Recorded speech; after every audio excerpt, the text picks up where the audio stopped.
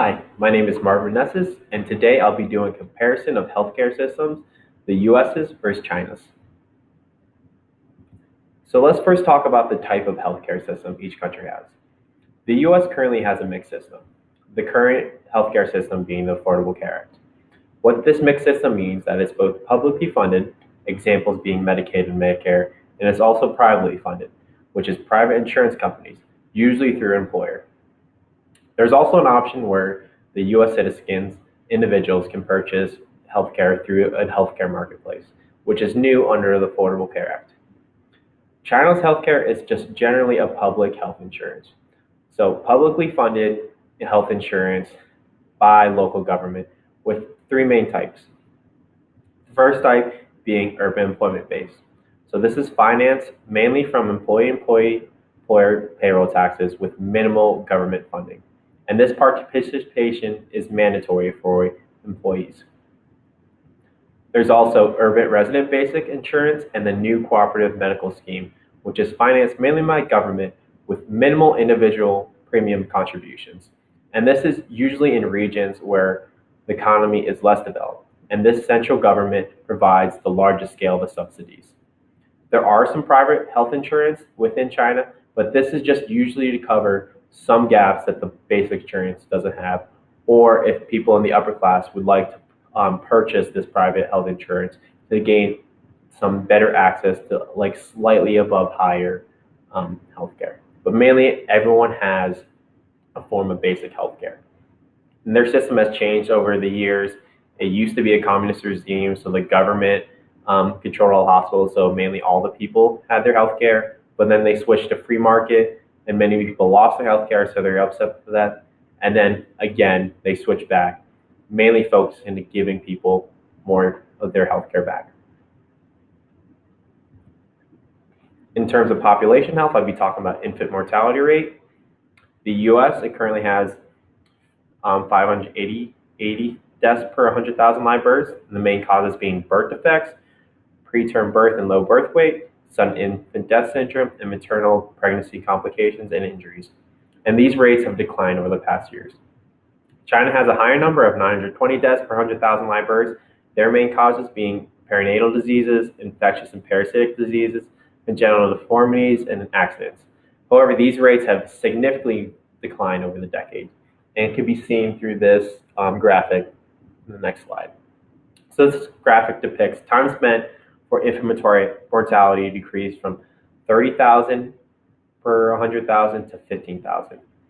It has taken the US 24 years to decrease to 15,000, while China only needed 7 years, mainly due to drastic changes to their healthcare and greater socioeconomic development. Like stated earlier, a series of laws and regulations aiming to improve maternal and child health care were legislated, including the Maternal Infant Health Care Law of the PRC, which is attributed to why China has a lower infant mortality rate, just general all over the years.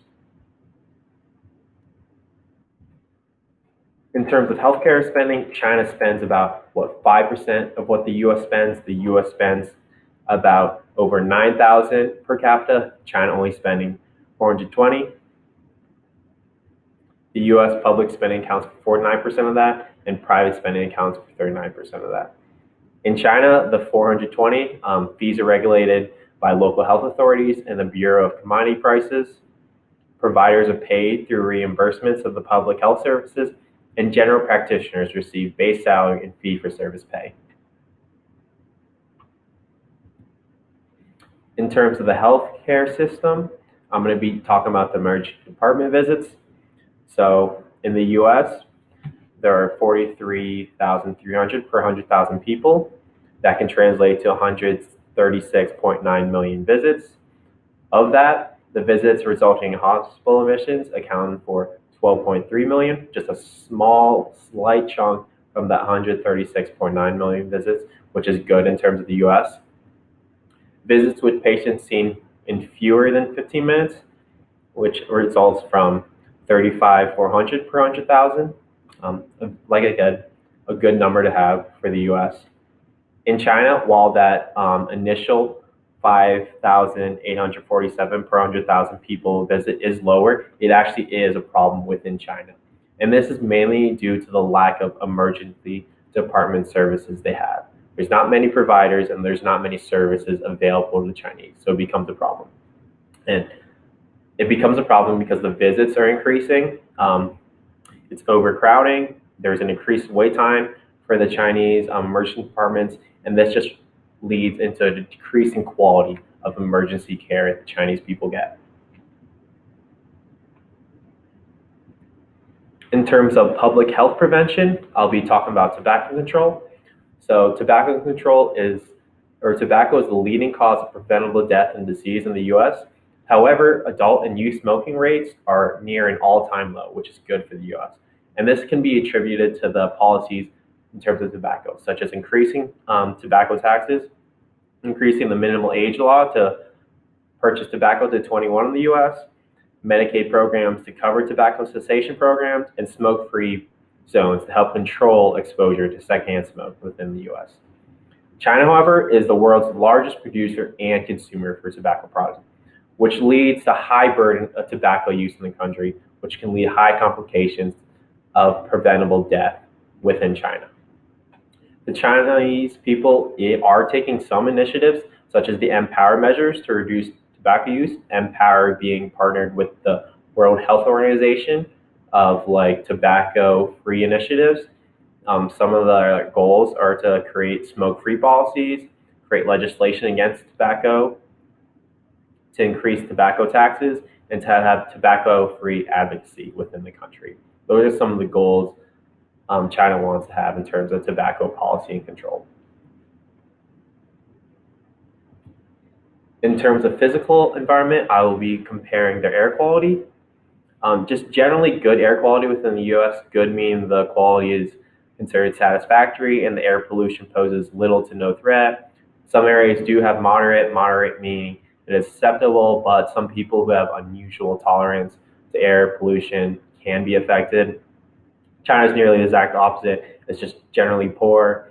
It ranges from unhealthy to very unhealthy, and some areas even have hazardous. Unhealthy meaning everyone may begin experience negative health effects. Very unhealthy meaning the entire population is more likely to be affected. They start beginning to send out local health warnings, and hazards mean more serious health effects can happen and a lot of health alerts. Here I have a graphic kind of depicting like the significance of air quality.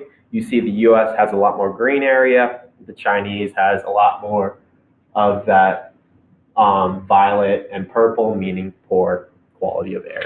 Something that Chinese populations improve on policies, such as limiting what industries and factories can put out within the air.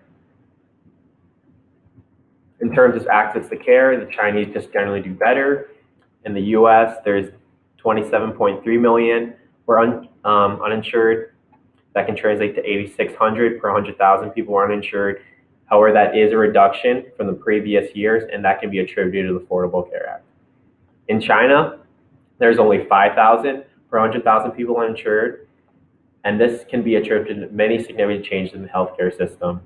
One innovation that they have are barefoot doctors, and these are essentially community health workers, not trained technically, but they're trained in primary and preventive care, and this is really significant for people who live in underserved and especially rural areas where the population of doctors are less and they don't have as much access to hospitals.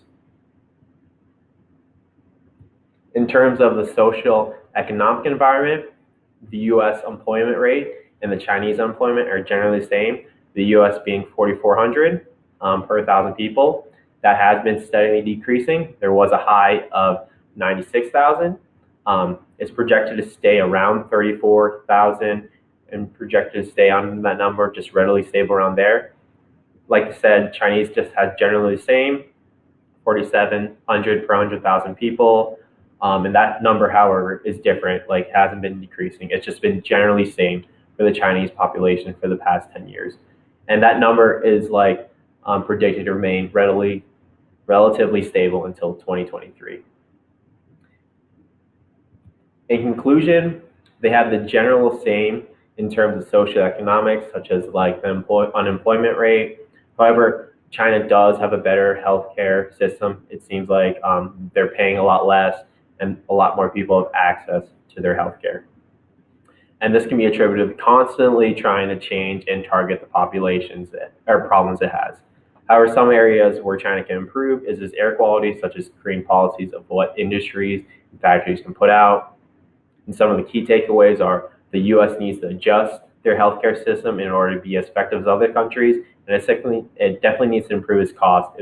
We pay way too much for healthcare. It spends way too much on healthcare costs and needs to improve its access. More people need to be able to have healthcare within the US. And that's it for my presentation. Thank you for listening. I hope you learned a little more about China. Thank you. Have a good day.